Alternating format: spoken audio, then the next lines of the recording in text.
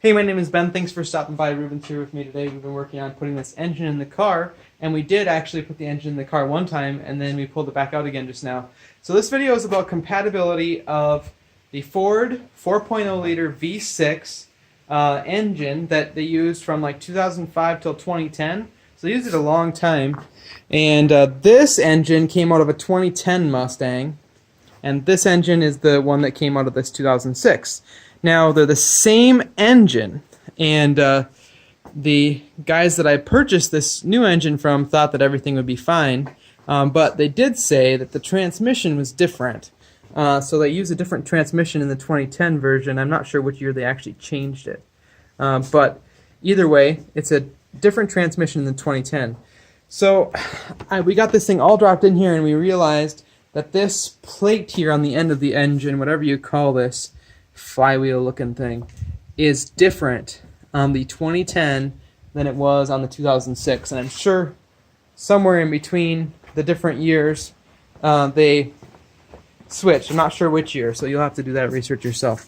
But this one's a little bit smaller, right? Yeah. So these holes are closer together on the original engine here from the 2006, and on the 2010 they're farther apart.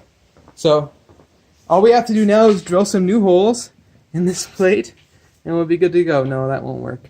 But we're going to take this end plate off of here and switch that over. But just wanted to be aware of that. If you're going to be putting a newer Mustang engine into an older Mustang, the Ford 4.0 liter V6, that will need to be changed. Now, the other thing that I'll mention in this video too is that the wiring harness was different. So on the front edge right here, where it comes down to the AC compressor, there are a couple of switches that come off the front of it. One of them ties onto this high pressure switch right here, and that is different.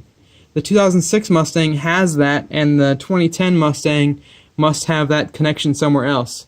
So I had to reuse the wiring harness from this car, and that's going to be going onto this engine once we actually switch that plate over again here now. So, whew, very exciting. Cat.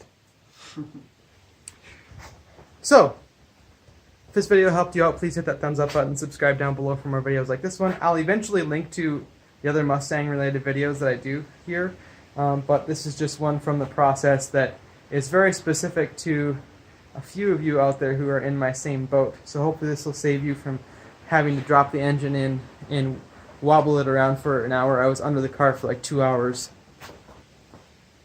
Get off of my table. Trying to get that to go together. Alright, we'll talk to you in the next video. See ya.